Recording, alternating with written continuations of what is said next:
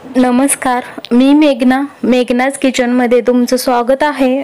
तर आज मी इथं दुधी भोपळ्याचं एक नवीन रेसिपी बनवून दाखवणार आहे। तर खूप सोपी रेसिपी आहे आणि जरा नवीन पद्धतीने आपण इथं बनवून दाखवणार आहोत। तर व्हिडिओ आवडला असेल तर लाईक, शेअर, सबस्क्राइब करा। चला तर मग व्हिडिओला सुरुवात करूया। हे तुम्ही सकाळच्या डब्यासाठी सुद्धा करून देऊ शकता, असं झटपट होणार आहे किंवा रात्रीच्या जेवणासाठी केलात तरीही चालेल। तर आता आपण व्हिडिओला सुरुवात करूया। त्यासाठी मी इथं असं दुधी भोपळा जे आहे असं त्याच्यावरचं साल काढून त्याला किसून घेतलेला आहे। तर साधारण 2 वाटी एवढं घेतलेलं आहे मी। तुम्ही तुमच्या आवडीप्रमाणे जेवढं करायचं आहे तेवढं इथं घ्यायचं आहे।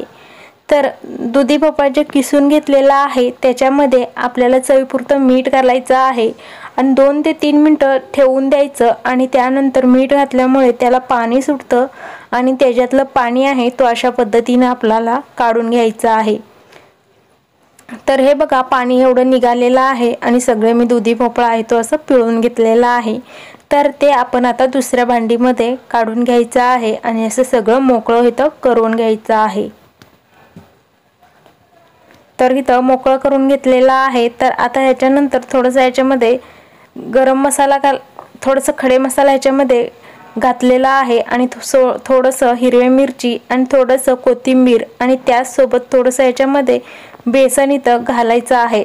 ह्याच्यामध्ये आपल्याला पाण्याचा वापर करायचा नाहीये। थोडंसं लाल तिखट आणि थोडंसं काळी मिरी पावडर घालून घेतलेलं आहे आणि आता आपल्याला ह्याचं एक पीठ मळल्यासारखं मळून घ्यायचं आहे। म्हणजे आपल्याला हे कोफ्ते बनवून घ्यायचे आहेत, म्हणजे छोटे असं वडे बनवून घ्यायचे आहेत। तर पहिलं एक साधारण 5 ते 6 चमचा मी इथं बेसन आहे तो घालून घेतलेला आहे। जर तुम्हाला वाटलं की अजून थोडंसं बेसन हवं आहे तर आपण ह्याच्यामध्ये अजून 2 ते 3 चमचे बेसन आहे तो घालून घ्यायचा आहे। तर बेसन एकदम नाही घालायचं, नाही तर बेसनच आहे ह्याच्यामध्ये जास्त होईल आणि आपल्याला ह्याच्यामध्ये पाण्याचा वापर नाही करायचा।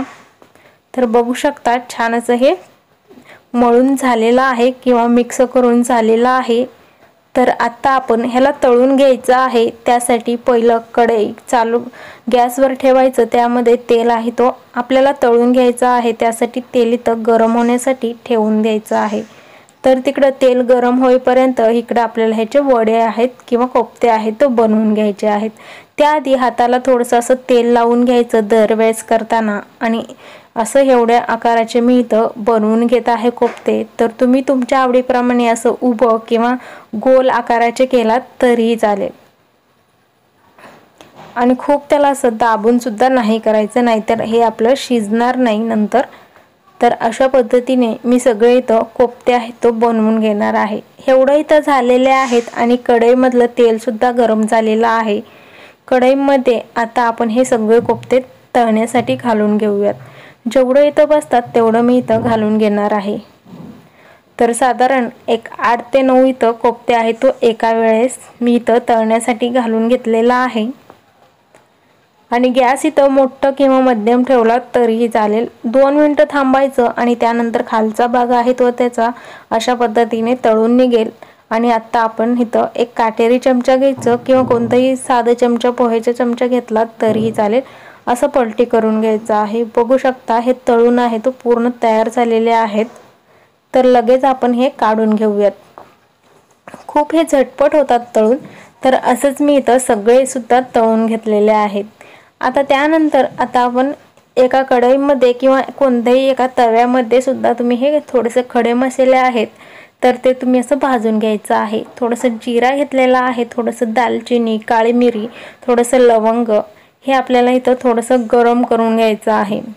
तर गरम करून झालेलं आहे, थंड करून घ्यायचं आणि त्यानंतर तळणीचं तेल आहे तो जास्त आहे म्हणून त्यातलं तेल काढून घ्यायचं आणि फोडणी देण्यासाठी थोडंसं तेल आहे तो त्याच्यामध्ये ठेवून द्यायचं आहे। तर त्यामध्येच थोडंसं 2 लाल मिरच्या आणि 1 तमालपत्र घालून घेतलेला आहे। 3 ते 4 मी इथं कांदा आहे तो मिक्सरला लावून असं बारीक करून घेतलेला आहे आणि त्यानंतर थोडंसं हळद, थोडंसं लाल तिखट, थोडंसं अद्रक लसूणाचं पेस्ट, थोडंसं जिरा पावडर, थोडंसं धनिया पावडर आणि चवीपुरतं मीठ, हे सगळं ह्याच्यामध्ये घालायचं आणि आता आपण छान असं याला तेल सुटेपर्यंत ह्या कांद्याला परतवून घ्यायचं आहे किंवा शिजवून घ्यायचा आहे। तर 2 ते 3 मिनिटे कांद्याला मी परतवून घेतलेला आहे आणि आता त्यानंतर याच्यामध्ये टोमॅटोचं प्युरी घालून घेत आहे आणि थोडंसं आणखीन लाल तिखट आणि कसुरी मेथी याच्यामध्ये घालून घेतलेला आहे। तर टोमॅटो सुद्धा मी मिक्सरला लावून बारीक करून घेतलेला आहे। साधारण 3 ते 4 एक मध्यम आकाराचे टोमॅटो आहेत। तर तुम्ही हे टोमॅटो किंवा कांदा चॉपरमध्ये कट केलात तरी चालेल।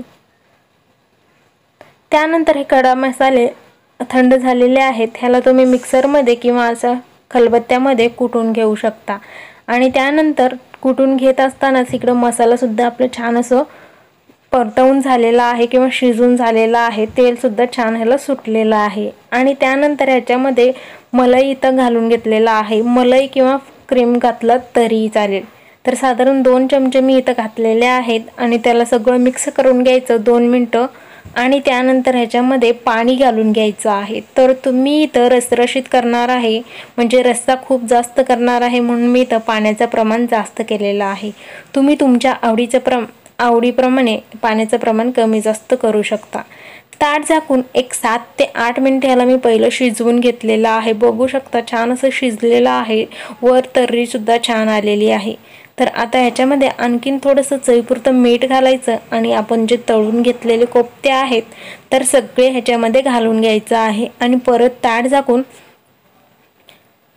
एक 7 ते 8 मिनिटं आपल्याला परत शिजवून घ्यायचं आहे। खडे मसाले जे कुटून घेतलेलं होतं ते सुद्धा 1 चमचा ह्याच्यामध्ये घालून घेतलेलं आहे आणि मिक्स करायचं आहे। तर अशा पद्धतीचं तुम्ही सुद्धा ह्या दुधी भोपळ्याचं कोफ्ता करी बनवून नक्की बघा, खूप आवडेल। तर 7 ते 8 मिनिट मी ताट झाकून परत शिजवून घेतलं आणि कोफ्ते सुद्धा छान असं शिजलेले आहेत, आतमध्येपर्यंत रस्सा गेलेला आहे।